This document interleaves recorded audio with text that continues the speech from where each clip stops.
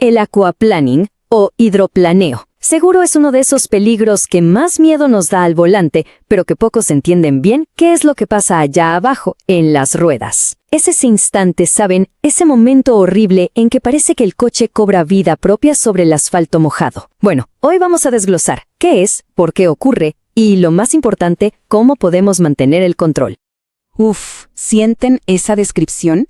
Esa ligereza extraña en el volante cuando llueve, como si de repente el coche estuviera flotando.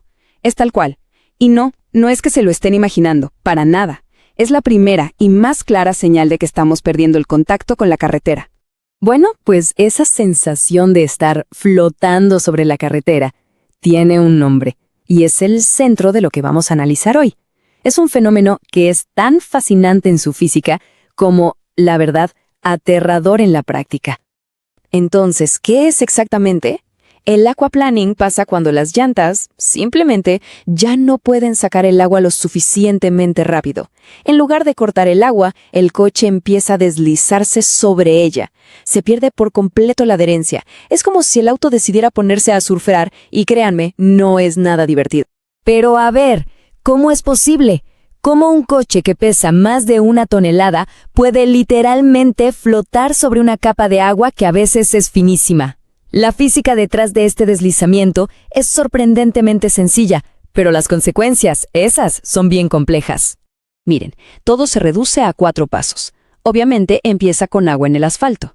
Si vamos muy rápido o hay mucha agua, el dibujo de la llanta no se da abasto.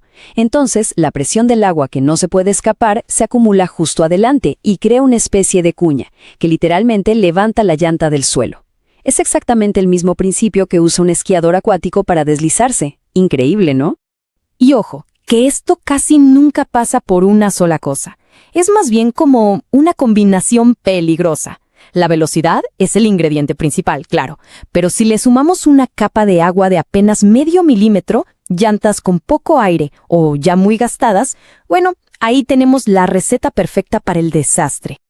Hay algo súper importante que entender. El aquaplaning no es como un interruptor de encendido y apagado. No, es más bien una progresión, una transición en 3 fases que nos lleva de estar seguros a perder por completo el control.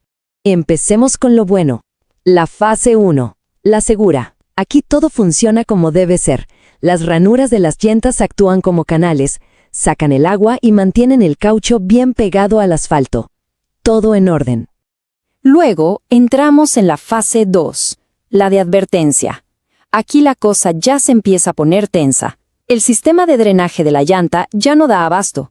Y esa pequeña área de contacto que nos mantiene en control se empieza a encoger peligrosamente. El agarre se debilita. Y llegamos a la fase 3, peligro. Se acabó. La llanta ya no toca el asfalto. Ahora sí, está flotando sobre una película de agua. Y en este punto, el vehículo es incontrolable. Ni la dirección, ni los frenos, ni el acelerador responden. Ya no tenemos el control. Bueno, ya entendimos el problema. Eso es la mitad del camino. Ahora vamos a lo que de verdad importa. ¿Cuáles son las estrategias para evitar que esto pase? ¿Cómo mantenemos el control en nuestras manos? La prevención es, sin duda, lo más efectivo. Reducir la velocidad es la regla de oro, la número 1. Junto con eso, manejar con suavidad y el mantenimiento. La presión de las llantas y el estado del dibujo no son detalles menores, Son nuestra principal línea de defensa. Y para que veamos que esto no es un juego, miren este dato. 80 kilómetros por hora. 80.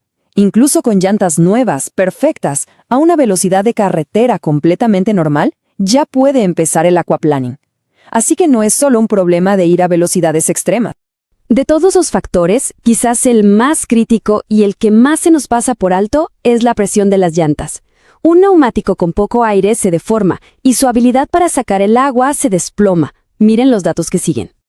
Esta tabla lo dice todo. A 100 por hora, una llanta con la presión correcta, 2.4 bar, mantiene un contacto estable, pero si baja un poquito, a 2.0, el riesgo ya es importante. Y si llega a 1.7 bar, el contacto es casi nulo. Estamos en aquaplaning. Una pequeña diferencia de presión tiene consecuencias gigantescas. Ok, ya vimos cómo prevenirlo, Pero seamos realistas, a veces, a pesar de todo, puede pasar. En ese momento, mantener la calma y saber exactamente qué hacer es vital. La reacción correcta, muchas veces, va en contra de nuestro instinto. Lo primero, en recta o en curva, es lo mismo. No entrar en pánico. Y con mucha suavidad, levantar el pie del acelerador. Dejar que el coche pierda velocidad por sí solo. Si vamos en recta, el volante quieto. Si es en una curva, giramos solo lo mínimo indispensable para seguir la trayectoria.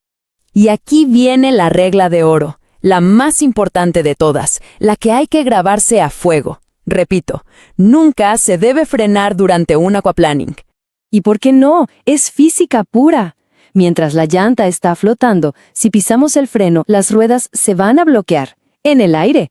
En el mismísimo instante en que la llanta vuelva a tocar el suelo, esa rueda bloqueada va a provocar un derrape violento, una pérdida de control mucho peor.